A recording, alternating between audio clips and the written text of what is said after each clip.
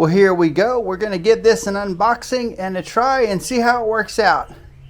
The two most important features I was after is something that takes up a little bit of space and hopefully something that's pretty easy to carry around. We do some vacationing in North Carolina in a family cabin, and I've done work up there in the past, and maybe I'll get to that. But I end up cutting the grass a lot there too, and it's on the side of a mountain. So you need a mower that has got some power to it or is self-propelled. And we've had one that had the front wheel drive, but it just doesn't work because, well, it just doesn't work. So what I really need is this thing to be light enough so I can pick it up and put it in the truck, and that it doesn't take up much space. Let's go ahead and unbox this mower and see what we've got.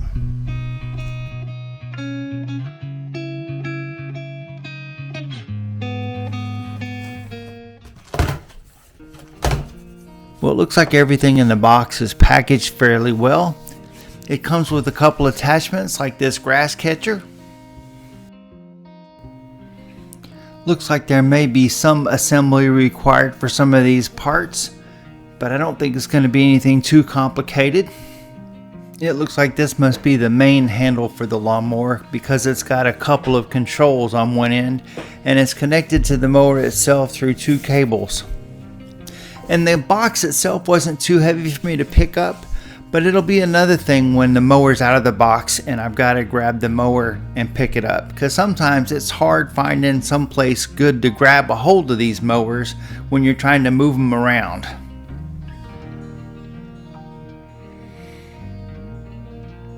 Well, that wasn't too terribly bad, and it looks like inside the box there's some wooden inserts that must have prevented it from getting damaged. Well, now I'll take a few minutes and look at the owner's manual and see what else we need to do to get this mower operational. Mainly the directions is just pictures. Well, I think I have seen enough. Let's get this put together. Got more stuff. That's what I was looking for, my oil.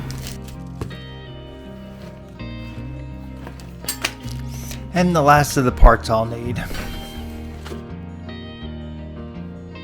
The first thing that goes on is this lower bracket that actually becomes part of the brace when you stand the mower up on its end, and it's held in place with a couple of fasteners.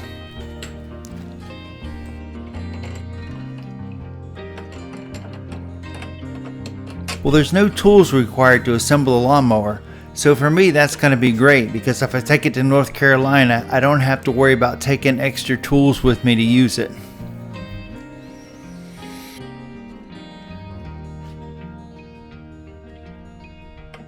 When you put the fasteners in on the other side of the mower, you'll end up having to take the handle that controls the deck height and adjust it out of the way so that way you can get the bolt and the nut on and tightened up.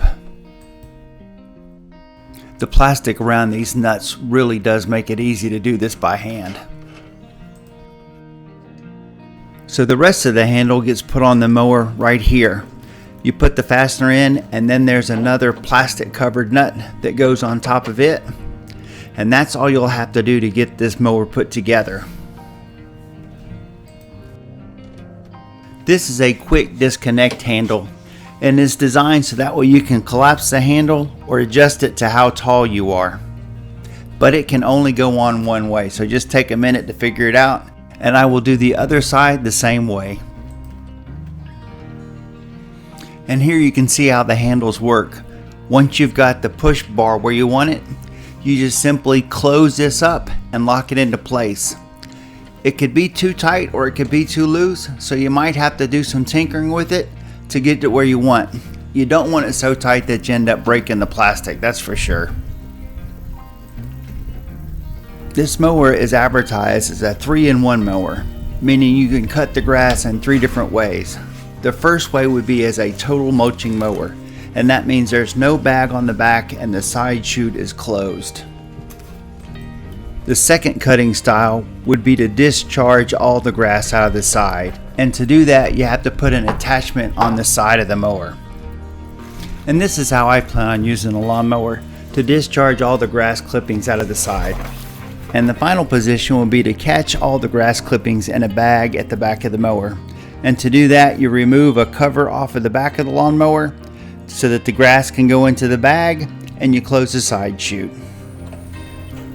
Well, before I put the oil and gas in the mower and we start it up, the last thing to put on is a little plastic clip that helps do a little bit of the cable management on the one side of the mower.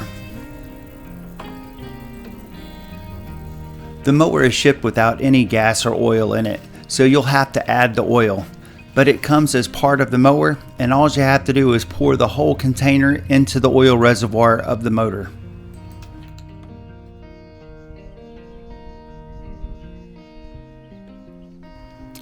Once I got the oil in, I made sure I secured the oil cap tightly, and then got around to putting some gas inside of the gas tank.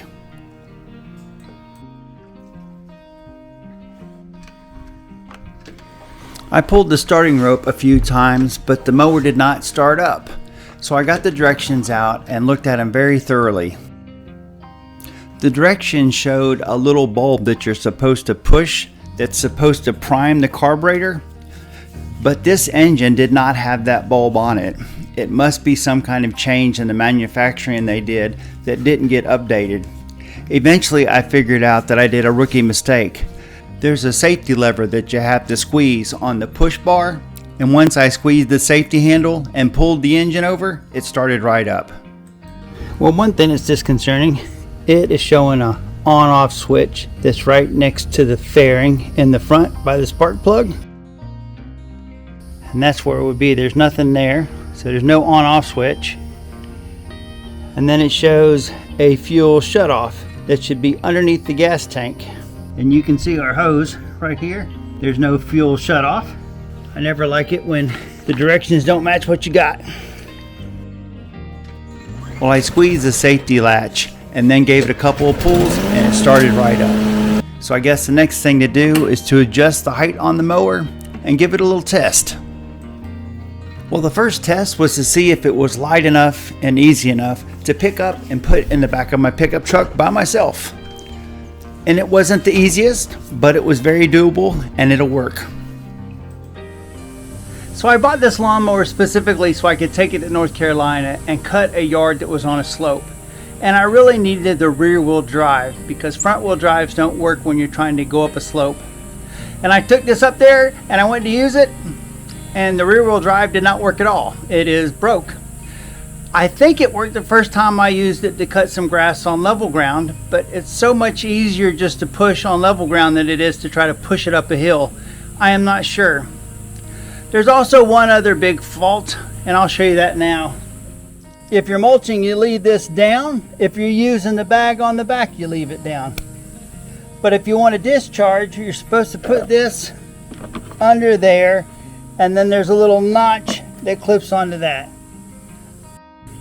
And although that might be a good design on paper, when you're cutting tall grass, you're trying to cut around anything. The first time you go to hit this, it comes off, and it does that. And then the grass gets all bunched up underneath and it won't come out. And if it's not doing that, the grass likes to build up really bad right here. And now let me show you how the self-propelled portion does not work. When you pull that handle, it should engage the transmission and it should start pulling itself forward under its own power, and it does nothing, which means it's not a self-propelled mower, which definitely won't work on a mountain hill. Well, I have performed some maintenance on this mower and I got the problems fixed, but if I was not mechanically inclined, this would have been a bad purchase for me. It would have been broke right out of the gate and I would have been extremely frustrated. The mower was on sale for $289, regularly $379, but even at that reduced rate, if it's not working right, it's really not a great purchase. Maybe everybody else's experiences will be different.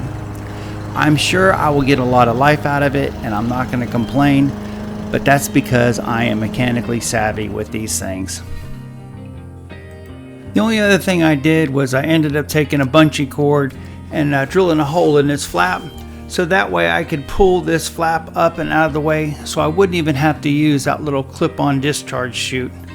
This probably changes how safe it is to use a mower, but it's the only way I can see to cut tall grass. I'll leave a link at the end of this video that shows what I did to make this mower work for me. Well, there you go. There's an unboxing and review. It cuts fairly well, and it's sold as a 3-in-1, but you know, some of these things that they are putting on there really don't work all that well. And I had trouble with mine straight out of the box. Not much having a self-propelled mower if it doesn't propel itself. So, take it at your own discretion. I find nowadays it seems like I never get anything straight out of the box that I don't have to tinker with or adjust a little bit anyway. Now maybe that's just me, I don't know. But thanks for watching. Like, subscribe, check out some of those other playlists because I've got a bunch. And I'll see you in that next yard video.